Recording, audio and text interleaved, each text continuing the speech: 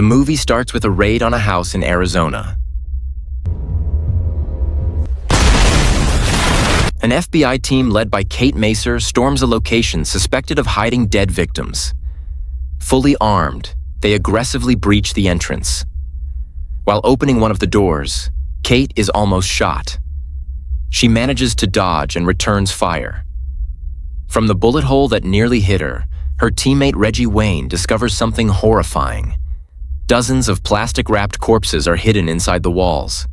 The sight almost makes them vomit.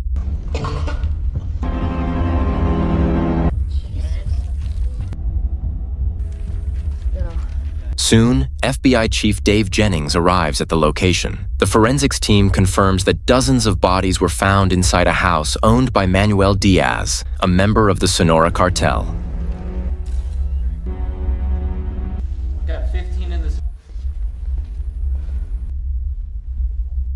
However, when the police try to open the door to the basement, a huge explosion suddenly occurs, killing 2 team members. The next day, Kate is still shaken by the event. When she arrives at headquarters, news of the raid has already spread. Not long after, Kate is called to her superior's office and is recommended to join a joint task force led by Matt Graver. Scholarship to Maryland. Quite a find. During the interview session, Matt asks Kate many things, from her knowledge about the cartel to her personal life. Although hesitant at first, Matt finally accepts Kate as part of his team. Initially, this decision was opposed by Reggie. But Kate chooses to join voluntarily, determined to catch the mastermind behind this horrific case. Matt then explains that the House of Corpses case isn't just a simple murder, but part of a larger operation against the narcotics cartel. Kate is assigned as a foreign department communications agent within the team. Their first mission is to transfer Guillermo, Manuel Diaz's brother, from a prison in Mexico to America. Although still confused about the mission's purpose, Kate follows orders and is instructed to be at Luke Airport the next day. The scene then shifts to Mexico, showing a child waking his father so he will accompany him to soccer school.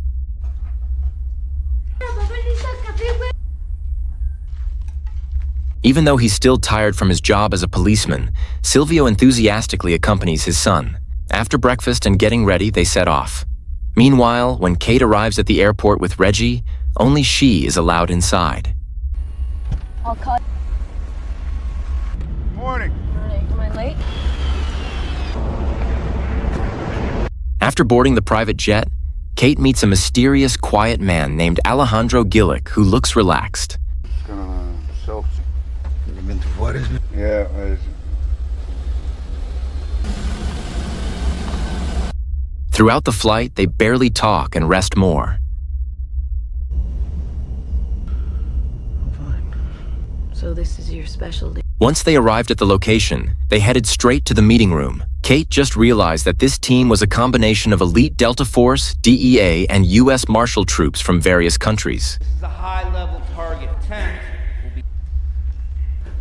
Now the marshals. In the meeting, it was revealed that the mission to extract Guillermo wasn't happening in El Paso as Matt had said before, but in Juarez, Mexico, one of the most dangerous cities in the world. This fact made Kate even more confused. Kate tried to get information from Alejandro, who finally admitted that he was a former Mexican officer. This admission made Kate suspicious. But before she could ask more, Matt told her to just follow instructions without asking too many questions. Nothing will make sense. Is he CIA? The advisor, just like. Fine, then stay here. Explosives. Do you want to? The mission began.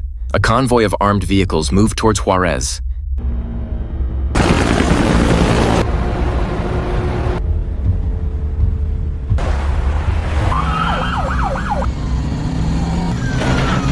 The city's atmosphere felt eerie, and from the border bridge, Kate could see bodies hanging in the streets, real proof of the narcotics cartel's cruelty.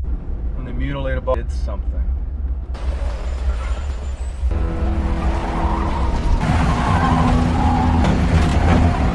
They successfully picked up Guillermo from the prison and began returning to American territory.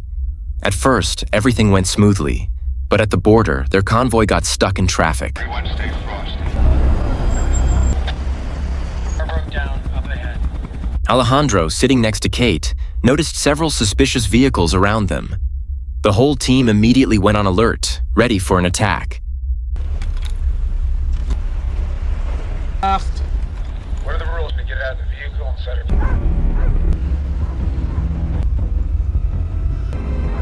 Their suspicion proved correct when two cars prepared to attack. Fortunately, the team managed to handle the situation quickly amidst the traffic jam, although it did panic some of the locals.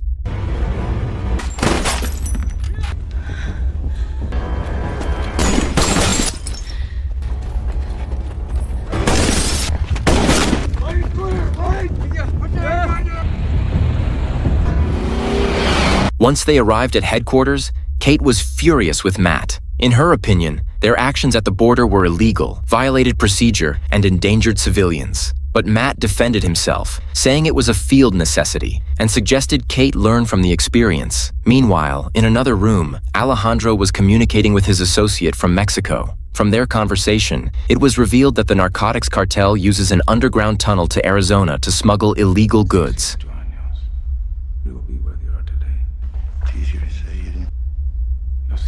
Based on this information, Alejandro and Matt immediately interrogated Guillermo, the Sonora cartel member they had captured.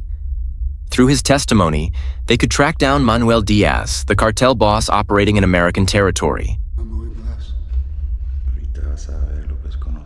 Ruthless. No, I bet you all about him. On the other hand, Kate was still shaken by the events at the border.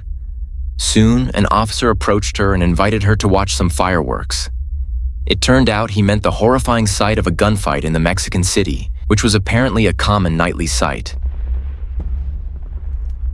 After the debriefing, Alejandro took Matt, Kate, and Reggie to Arizona. They arrived at a shelter for illegal immigrants that was heavily guarded by officers. Kate felt sorry for the immigrants who were trying to seek a better life.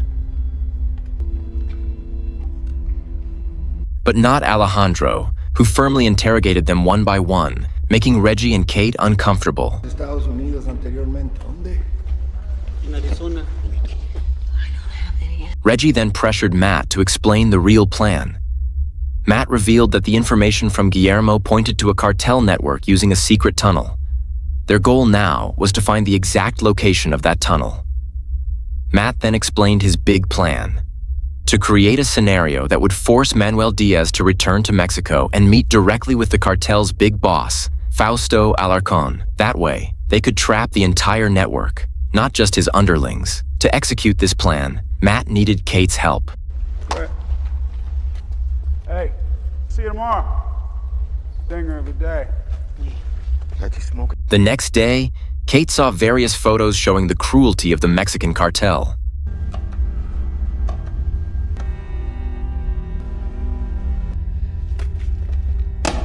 The next day, Reggie met with Kate.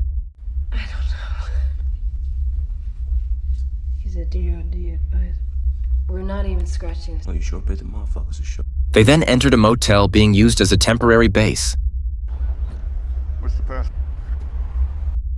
Several immigrants gave Alejandro information about the tunnel routes the cartel usually used. Son las mulas y los burros. Después puedes caminar a las 80. After the data was gathered, Matt asked Kate to contact the Phoenix SWAT team to arrest Manuel Diaz's trusted courier at a bank. Hair, white purse. You know the Heimlich? The arrest went smoothly, but the stubborn Kate forced her way into the bank to dig for more information. Even though Matt tried to stop them through the bank employee, they managed to get the account data belonging to Manuel Diaz. A furious Kate wanted to arrest Diaz immediately, but Matt refused again, saying he had a bigger plan. He wanted to let Diaz return to Mexico so they could track down the cartel's big boss. Meanwhile, the mysterious Manuel Diaz received news about his courier's arrest and his bank accounts being frozen. This, of course, made him angry. Elsewhere, an increasingly frustrated Kate met with Dave to request authorization for an arrest. But Dave refused. Dave explained that this operation was controlled by high-level officials and told Kate to follow Matt's lead. I'm telling you, Feeling troubled by the situation, Kate finally asked Reggie to go for a drink at a bar. There they met Ted, a friendly-looking local cop.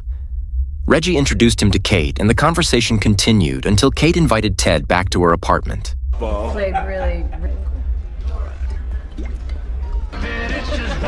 But the mood turned tense when Kate realized the rubber band on Ted's wrist was identical to the ones used by the courier to bundle Manuel Diaz's money. They ended up fighting.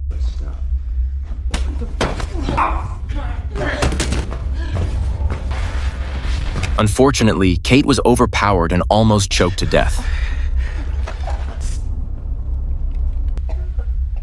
Luckily, unknown to Kate, ever since she recklessly entered the bank, Matt and Alejandro had been secretly watching her. They suspected Kate would become a target because her face was caught on CCTV. That suspicion was correct. Ted was involved with the cartel and intended to kill Kate. After the incident, Ted was secured and harshly interrogated by Alejandro. From his confession, it was revealed that Ted was just a small part of a network of corrupt police helping the cartel, and he provided crucial information about Manuel Diaz's scheduled return to Mexico.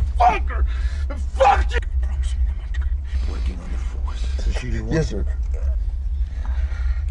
The next day, Silvio's son woke him up again. As usual, his son prepared breakfast for him and asked him to come to soccer practice. Even though he was tired, the father obliged his beloved son's wish. On the other side, the team arrived at a motel and joined up with other team members. On the monitor screens, Manuel Diaz's activities and the location of the smuggling tunnel were successfully tracked via satellite and drone. After confirming everything, Matt held a short briefing and ordered Kate and Reggie to stay in the rear during the operation. This order annoyed Kate, and she expressed her disappointment to Matt for being left out. Matt then explained that Kate's involvement in this mission was just a formality. Because CIA agents can't operate on American soil without a domestic agent, and to fulfill that requirement, her position was filled by Kate. After realizing this, she had no other choice but to follow orders. The team immediately moved towards the border location and began entering the tunnel.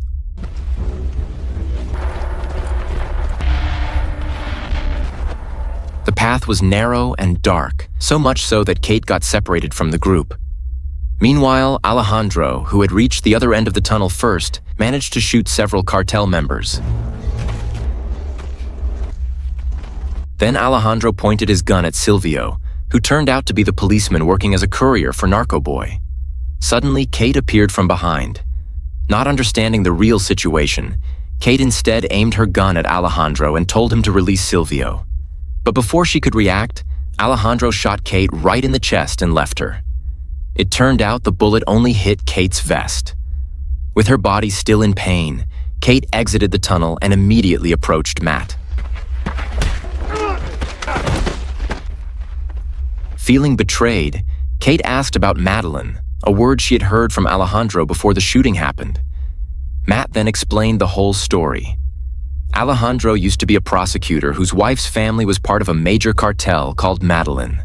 His life was shattered when his wife and daughter were killed in a cartel war. Since then, Alejandro had turned into a hitman who worked for anyone for revenge. Hearing this, Kate was shocked to learn that someone like Alejandro existed in this world. We're working toward returning that. He works for the company. Them and through his daughter, and that's what we're dealing with. Meanwhile, Alejandro, who had managed to restrain Silvio, forced him to help pursue Diaz. In terror, Silvio begged for mercy, saying he still had a child, but Alejandro ignored him.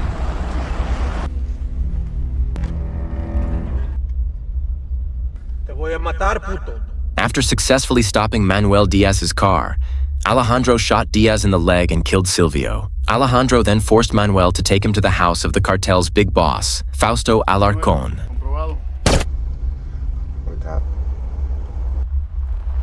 Once there, with swift movements, Alejandro went in alone and killed all the guards.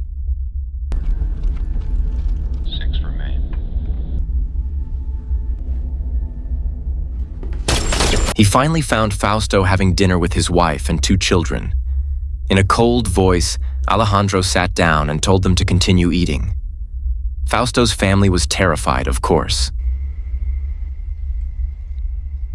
After a brief conversation where he stated his intent for revenge, Fausto begged not to be killed in front of his family. Without hesitation, Alejandro instead killed Fausto's wife and children first, driving Fausto to despair. Shortly after, Alejandro finished his revenge by killing Fausto. The next day, the scene shifts to Kate's apartment. She seemed restless and still traumatized by the incident with Alejandro. Suddenly, Alejandro was already in her apartment, startling her. Alejandro forced Kate to sign a statement confirming that all actions during the operation were conducted according to procedure.